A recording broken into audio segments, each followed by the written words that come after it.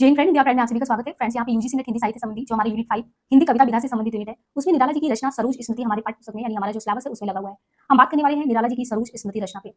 हिंदी साहित्य में इस रचना को अद्वितीय स्थान प्राप्त है क्योंकि इससे पूर्व आप कोई भी ऐसी रचना नहीं देखेंगे हिंदी साहित्य संसार में जो कि एक पिता अपनी पुत्री को तर्पण स्वरूप लिखता हो। एक ऐसी मार्मिक अभिव्यक्ति जिसमें जीवन में किन संघर्षों से जो निराला है गुजरते हैं और अंततः वो एक ही पंक्ति में जो अपने भाव को उद्वेलित करते हैं वो किसी भी हिंदी पाठक को झकझोर देने वाला है। जब वे कहते हैं कि मुझ भाग्यहीन की तू संबल, युगवर्ष बाद जब हुई विकल, दुखी जीवन की कथा रही, क्या कहूं आज जो नहीं कही। यानी पूरे जीवन की कथा को वो इन कुछ पंक्तियों में समेट देते हैं और अपनी पुत्री को तर्पण स्वरूप अंत में लिखते हैं कि कन्ने गत कर्मों का अर्पण कर करता मैं तेरा तर्पण। यानी ये जो रचना कवि ने जो प्रस्तुत काव्य कृति है इसके माध्यम से अपनी पुत्री जो सरोज है, सरोज को उन्होंने अपने सत्कर्मों को तर्पण स्वरूप जो है अर्पित किया है। क्योंकि पुत्री सरोज जो है असामयिक जो है एक तरीके से काल कौलित हो जाती है, काल के गाल में समा जाती है, उसके पीछे ऐसा कोई स्वाभाविक कारण नहीं है। यानी एक होता है समयगत मृत्यु, तो वो उसकी वजह से नहीं उसका मृत्यु होता, बल्कि उसका जो असामयिक मृत्यु है वो उसके पीछे का सबसे बड़ा कारण ये होता है जो निराला जी की अभावग्रस्त जीवन उसकी पूर्ति वो नहीं कर पाते। ये तो हिंदी का हम पहला शोक गीत इसलिए भी कहते हैं इसको, इसमें निराला ने जो अपनी पुत्री है जन्म से लेकर मृत्यु तक की उसकी घटनाओं का विवरण देते हैं कि कैसे वो 18 वर्ष, यानी अगर देखा जाए तो कृष्ण ने अर्जुन को जो उपदेश दिए थे, गीता के 18 अध्याय हमारे जीवन में बहुत अहम होते हैं। इन पुत्री यानी जो सरोज स्मृति की याद है वो कहीं ना कहीं निराला के जीवन में वो 18 अध्याय बनकर आते हैं।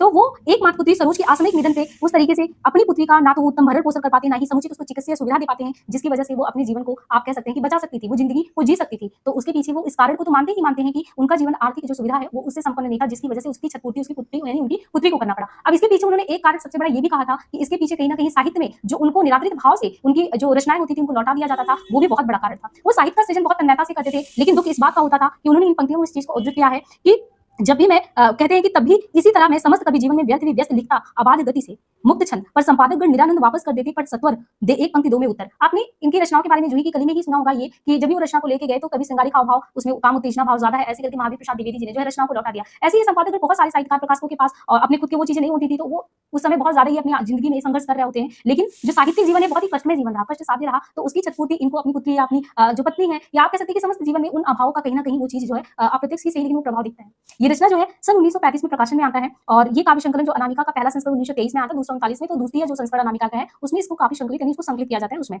ये अपनी तरीके से आत्मकथात्मक यानी अपनी ही आत्मकथात्मक शैली में अपने ही मन के भाव को उद्वेलित करने वाला, अपने मन के भाव से बात करने वाला एक तरीके से रचना है। और सरोज की क्योंकि जो बाल्यावस्था में ही उनकी मां मनोहरा देवी का निधन हो जाता है, तो आप कह सकते हैं कि 18 वर्ष तक की जो भी जीवन रही है उसमें उनका पालन पोषण सब उनकी जो है ननिहाल की तरफ से उनकी नानी वगैरह यही सब करती है। कितनी बार जो है निराला जी को शादी के लिए कहा जाता है, लेकिन फिर वो उसके लिए भी तैयार नहीं होते हैं। ये रचना लखनऊ से जो निकलने वाली मासिक पत्रिका थी सुधा, उसमें पहली बार ये छपा था, जिसके बारे में ये पता चलता है। और ये जो कविता है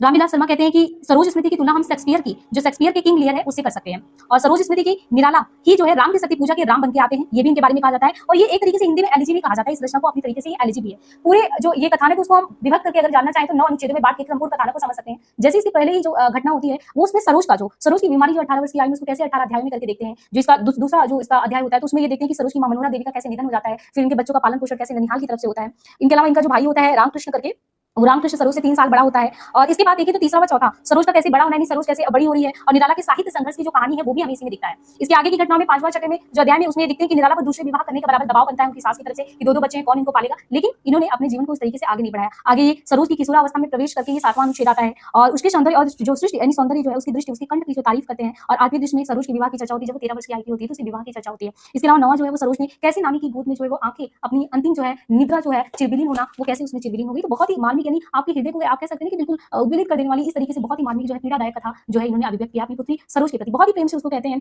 कि सरोज को गीते कविते धन्य सुचिते परी पुतली गुड़िया, इन मतलब कि भैया ने कहा कि कहीं ना कहीं आत्मकथात्मक शैली में संबोधन भी अपनी पुत्री के लिए। और ये कहते हैं सोचा मन में हद बार बार ये कानी कुछ कुल कुलांगार खाकर पत्तल में करी छेद इनकी कर कन्या अर्थ खेद। अच्छा, इसमें एक चीज आपको बहुत ही अद्भुत देखने को मिलेगा कि सरोज स्मृति में जब सरोज की जो शादी होती है, विवाह कराते हैं, तो स्वयं की पूरी दायित्व का निर्वहन चाहे वो माता का पिता को, यहाँ तक कि वो ब्राह्मण को भी नहीं पूछते, क्योंकि बहुत ज्यादा आप कह सकते हैं तो धनाढ़ तो थे नहीं, तो बहुत ही आप कह सकते हैं कि जो आजकल के जो शादी विवाह में बहुत ज्यादा आप कह सकते हैं खर्चे तामझाम सारी चीजें होती हैं, ऐसा निराला जो सरोज स्मृति का सादा है उन्होंने यहाँ तक कि उन लोगों को भी निमंत्रित नहीं किया जो उनके सगे संबंधी इस तरीके से बहुत ही सादे में आप कह सकते हैं कि जो विवाह है उनकी रस्मों को किया और जो है पुत्री को विदा करते हैं। तो यहाँ पे कानी कुछ शब्द आता है, ब्राह्मण पे भी व्यंग करते हैं कि कैसे जो है वो लोग गाड़ी कमाई होती है वो ले लेते हैं, इस तरीके से उन पे भी व्यंग किया गया है। और बहुत अच्छी बात इन्होंने कही है कि जब मां मनोहरा देवी ने हमने दूसरा विवाह नहीं किया तो वो याद करते हैं कि मां की कुल शिक्षा भी मैंने दी, पुष्प शेष तेरी स्वयं रची। एक पिता अपनी पुत्री के लिए याद कराया कि जो मां की कुल की शिक्षा थी वो भी मैंने तुम्हें दी, यहाँ तक कि तुम्हारे विवाह के पश्चात जो शेष के सजाने की पुष्प सजा था वो भी कार्य मैंने किया। मेरी ऐसी दहेज देकर मैं मूर्ख बनूं ये नहीं सुगर, बारात बुलाकर मिथ्या बे मैं करूं नहीं ऐसा सुसमय। यहाँ पे देखिए आज की जनरेशन के लिए बहुत बड़ी सीख देते हैं। ये कहते हैं कि मेरी ऐसी दहेज देकर मैं मूर्ख बनूं ये नहीं सुगर। मैं ऐसा कुछ नहीं कि मैं दहेज प्रथा का एक तरीके से समर्थक हूं, यहाँ पे दहेज प्रथा पे कटाक्ष कर रहे हैं कि मेरे अंदर ऐसा कुछ नहीं कि मैं दहेज देकर अपनी पुत्री को एक तरीके से बेचूं या विदा करूं, मेरे अंदर वो चीज वो सामर्थ्य नहीं है।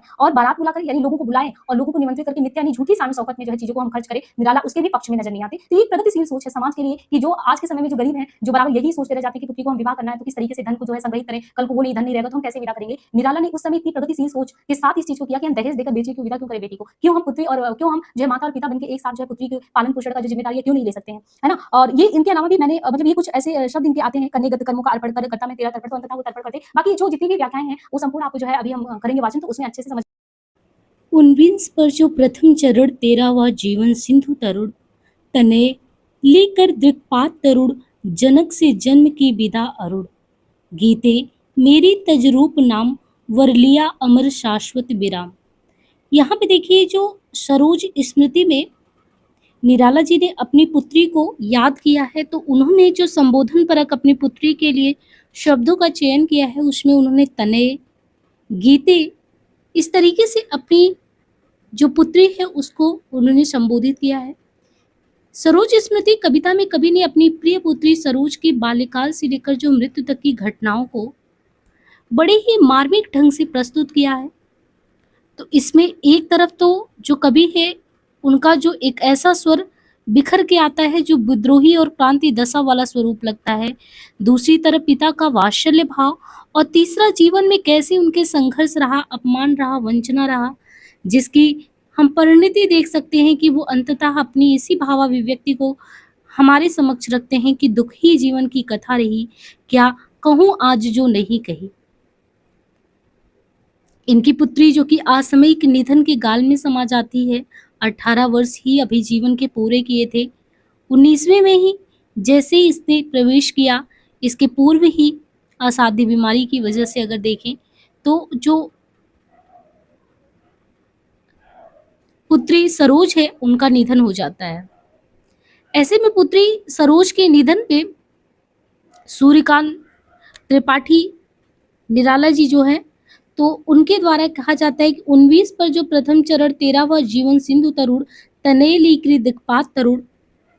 जनक से जन्म की विदा अरुण गीते मेरी तजरूप नाम वरलिया अमर शाश्वत विराम पूरे कर सुचितर सा पर्याय जीवन के अष्टाध्याय। जिस प्रकार जीवन में देखें तो हमने जो है श्री कृष्ण द्वारा उपदेश देखा था कि कैसे उन्होंने अर्जुन को एक एक करके एक अध्याय में उपदेश दिया, वैसे ही सरोज ने अपने जीवन के जो 18 वर्ष पूरे किए वो 18 अध्याय के रूप में यहाँ पे जो है लेखक हमारे समक्ष अभिव्यक्त करते हैं। सूर्यकांत जी असामयिक मृत्यु को याद करके दुखी होकर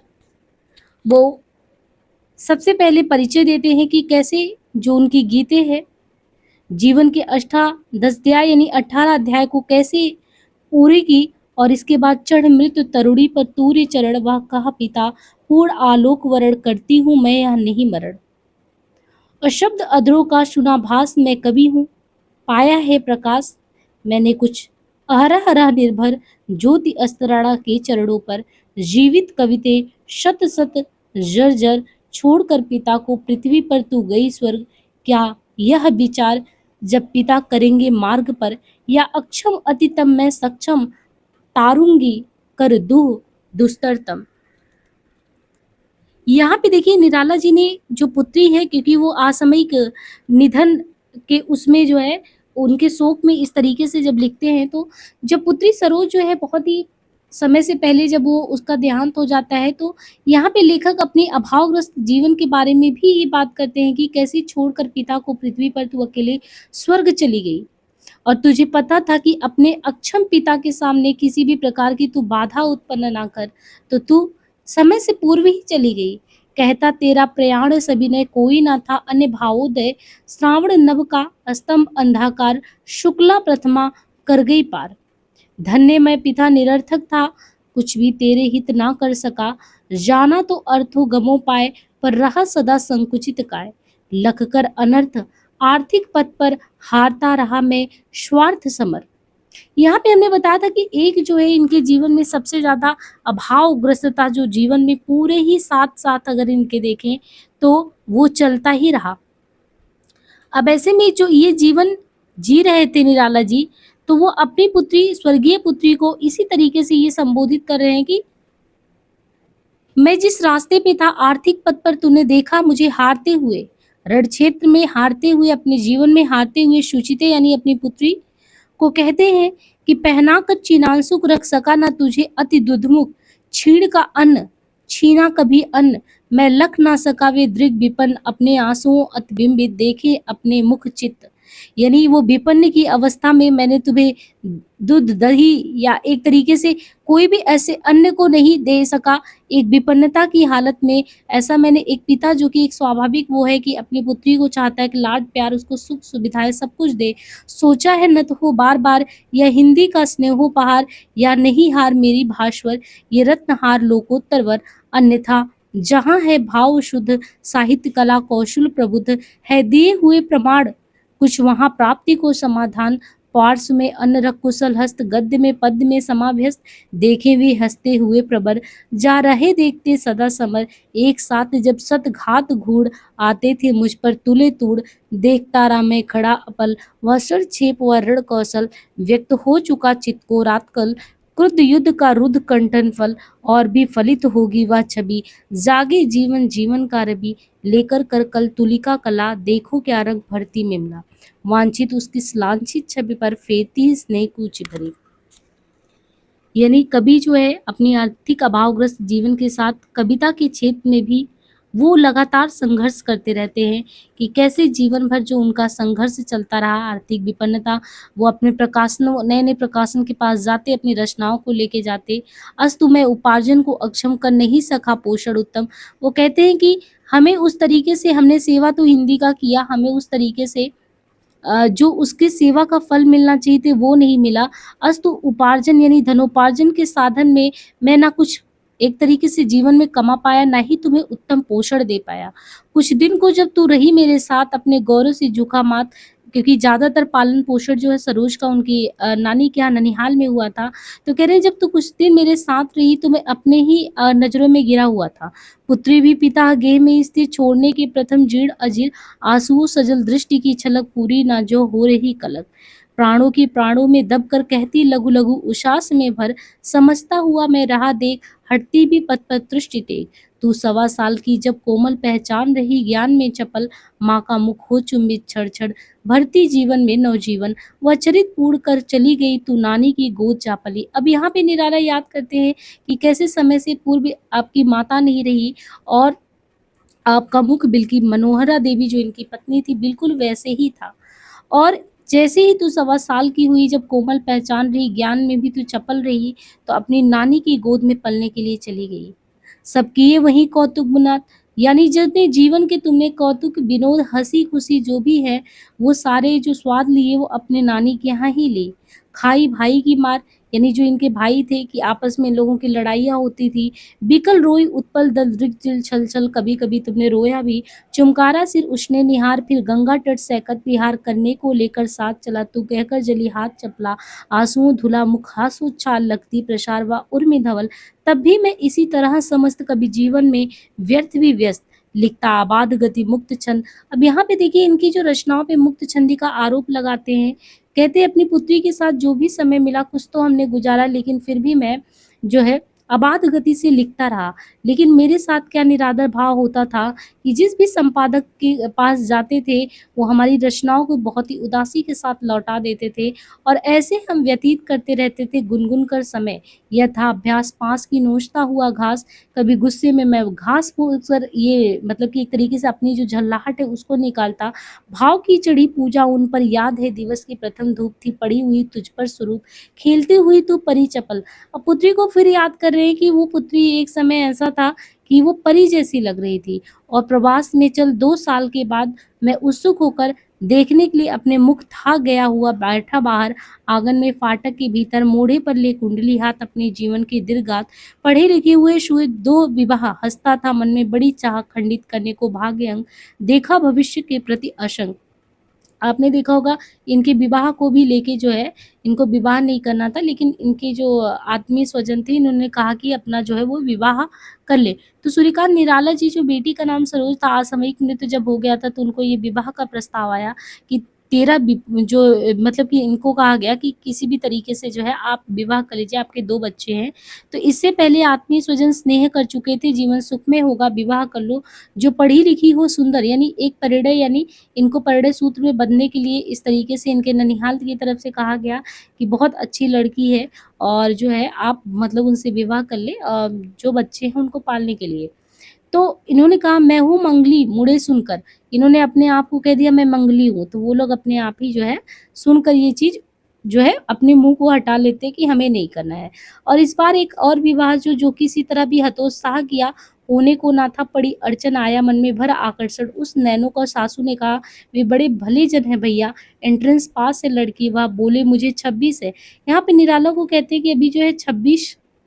ही वर्ष है उसके, और वर की है उम्र ठीक ही है, और लड़की भी 18 की, यानी निराला जी की उम्र यहाँ पे 26 बताया और 18 वर्ष जो है लड़की का बताया कि अभी जो है बहुत अच्छी एंट्रेंस पास लड़की है और वे नहीं कर रहे ब्याह, आहा है सुधरे हुए बड़े सज्जन, बहुत ही अच्छे लोग हैं, बड़े नाम है, बहुत ही शिक्षित है, रूपवती कन्या है, आप जो है उनसे विवाह कर ले। आएंगी कल दृष्टि सी शिथिल, आई पुतली तू खिल हस्ती में हुआ पुनः चेतन, सोचता हुआ विवाह बंधन, कुंडली दिखा बोला एलो, आई तो दिया क्या खेलो, कर स्नान शेष उन्मुक्त के, सासू जी रहस्य स्मित सुवेश, आई करने को बातचीत जो कल होने वाली अजीज, संकेत किया मैंने अखी ने जैसे, और कुंडली छिन्न छिन्न देखने लगी वो विस्मय भर, तू बैठी संचित टुकड़ों पर।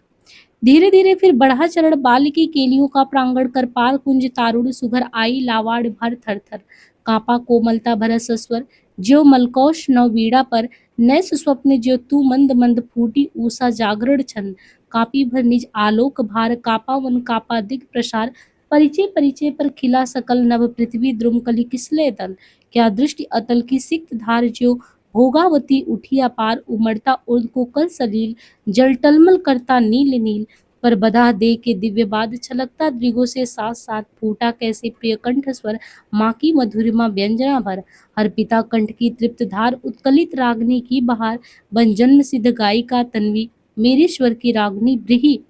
साकार हुई दृष्टि में सुघर, समझा मैं क्या संस्कार प्रखर, शिक्षा के बिना बना वो स्वर, है सुना न अब तक पृथ्वी पर, जाना बस पिक बालिका प्रथम पल, अन्य नीड़ में जब सक्षम होती उड़ने को अपना स्वर, भर करती ध्वनित मौन प्रांतर, तू खिंची दृष्टि में मेरी छवि, जागा उर में तेरा प्रिय कवि, उन्मनन गुंज सझीला कुंज, तरु पल्लव कलिदल पुंज पुंज, बह चली एक अज्ञात बात, चूमती केस मृदु नवल गात, देखती सकल निष्पलक नयन, तू समझा मैं तेरा जीवन। यहाँ पे पुत्री को उस तरीके से उसी में मनोहरा का रूप देखते थे, उसको भी कंठ बिल्कुल बहुत ही प्यारा कंठ मिला था, पुत्री को भी बिल्कुल मनोहरा देवी के जैसे ही सुरताल रहते थे, और स्वयं निराला जी भी गाते थे, तो उन्होंने पूरे इन्हीं चीज़ों का वर्णन किया है। और फिर कहते हैं कि सासू ने कैसे कहा एक दिन कि भैया अब नहीं हमारा बस पालन पोषण रहा काम, कि अब हम ये जो बच्चों को सरोज वगैरह को नहीं पाल पाएंगे, और सरोज को धन्य धाम सुचिवर के कर कुलीन लगकर है काम तुम्हारा धर्म उत्तर, अब कुछ दिन इसे साथ लेकर अपने घरों रो ढूंढ कर वर। तो फिर कहते हैं कि अब ले जाओ जो है बच्ची को अपने सरोज को, और ढूंढ कर इसकी शादी वगैरह करो, अब जितना हमको पालना था पाल लिए। सुनकर गुनकर चुपचाप रहा, कुछ भी ना कहा, ना अहो ना हा, ले चला साथ में तुझे कनक, जो भिक्षुक लेकर स्वर्ण जनक, जैसे एक भिक्षुक भिखारी सोने को लेके चलता है, बिल्कुल मैं उसी दिन तुम्हें अपने साथ ले आया, और सोचा मन में हत बार बार, एक कान्य कुछ कुल कूलांगार, खाकर पत्तल में करे छेद, इनकी कर कन्या हर खेद, इस विषय वेली में विष ही फलिया दग्ध मरु, स्थल नहीं सुजल, फिर सोचा मेरे पूर्व जगड़, गुजरे जिस राह वही शोभन, होगा मुझको यह लोक रीति, कर दूं पूरी गो नहीं भीति, कुछ मुझे तोड़ते गत विचार पर, पूर्ण रूप प्राचीन भार ढूंढते मैं हूँ अक्षम, निश्चय आएगी मुझ में नहीं विनय, उतनी जो रेखा करे पार, सौहात्र बंद की निराधार, वे जो यमुना के से कछार, पदभटी बिवाई के उधार, खाए के मुख ज्यों पिए तेल, चमरौधे जूते से सकेल, निकले जो लेते घोर गंध, उन चरणों को मैं यथांध, कल ध्राण प्राण से रहित व्यक्ति हो, पूंजू ऐसी नहीं सकती, ऐसे शिव से गिरजा, विवाह करने को मुझको नहीं चाह, फिर आई याद मुझे सज्जन है, मिला प्रथम ही विद्वत जन, नवयुवक एक साहित्यिक, कुलकान कुब्ज अनैमितिक, होगा कोई इंकित अदृश्य, मेरे हित है हित यही स्पृश, अभिनंदनी बध गया भाव, खुल गया हृदय का स्नेह साव, खत लिखा बुला भेजा तत्क्षण, युवक भी मिला प्रफुल्ल चेतन, बोला मैं हूँ रिक्त हस्त, इस समय विवेचन में समस्त जो कुछ है मेरा, अपना धन पूर्वज से मिला, करूँ अर्पण यदि महाजनों को तो विवाह कर सकता हूँ पर नहीं चाह। मेरी ऐसी दहेज देकर मैं मूर्ख बनूँ ये नहीं सुघर। बारात बुलाकर मिथ्या व्यय मैं करूँ नहीं ऐसा ससुर मैं। तुम करो ब्याह तोड़ता नियम मैं सामाजिक योग के प्रथम लगन के पढ़ूंगा स्वयं मंत्र यदि पंडित जी होंगे स्वतंत्र। जो कुछ मेरे वह कन्या का निश्चय समझो कुल धन्या का। यहाँ पे निराला जी के बारे में हमने बताया था कि किस तरीके से इन्होंने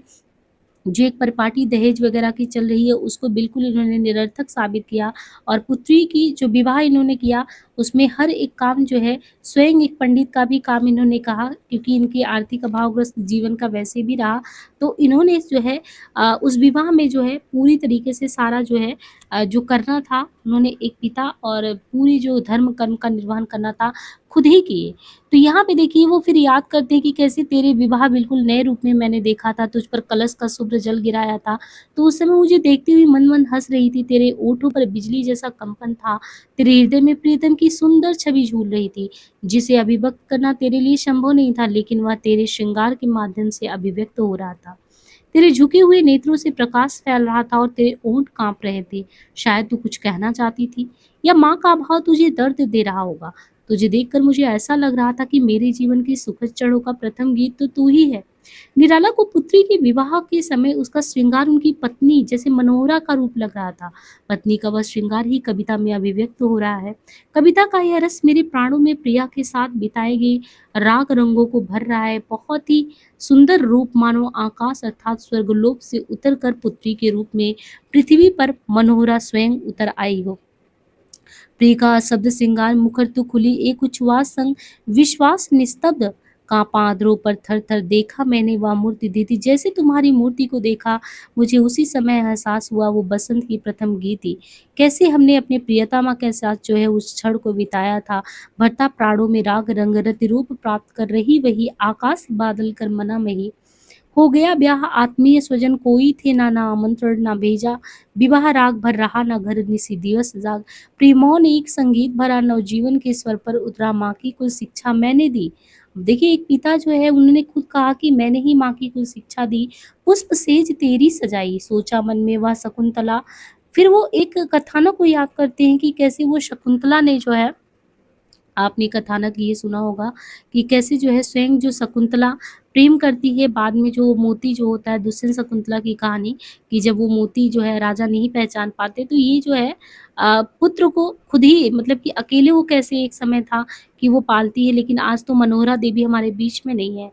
तो कहते हैं कि उस समय जो है जैसे सामान्य शादियाँ होती है ऐसा कुछ चहल-पहल नहीं था क्योंकि कोई आत्मीय स्वजन नहीं आया था, मैंने ही सारे कर्मठ कर दिए थे। बहुत ही साधारण तरीके से पुत्री सरोज का विवाह हुआ था। कभी अपनी स्वर्गीय पुत्री सरोज को संबोधित करते हुए कह रहे कि तेरी माँ के अभाव में माता द्वारा दी जाने वाली शिक्षा तो तुझे मैंने ही दी। विवाह के बाद तेरी पुष्प शैया भी मैंने स्वयं सजाई। कवि के मन में ख्याल आया कि जिस प्रकार कण्व ऋषि की पुत्री शकुंतला माँ विहीन थी, इसी प्रकार मेरी पुत्री सरोज भी है। किंतु उस घटना और इस घटना में एक अंतर है। शकुंतला की माता तो उसे स्वयं छोड़कर चली गई थी, किंतु सरोज की माँ को तो असमय की मौत ही ने उसको आगोश में ले लिया। विवाह के कुछ दिन बाद ही तो खुशी के साथ तू नानी की प्रेममयी गोद पाने के लिए ननिहाल गई थी। वहां पर मामा मामी ने तुझे पर कितने प्यार बरसाए। तेरे ननिहाल वाले हमेशा तेरे सुख दुख में निहित रहे, वे हमेशा तेरे हित में लगे रहे। तू वही कली के रूप में खिली, स्नेह से पली, वही की लता बनी और अंतिम समय में तूने मृत्यु का वरण भी वही किया था।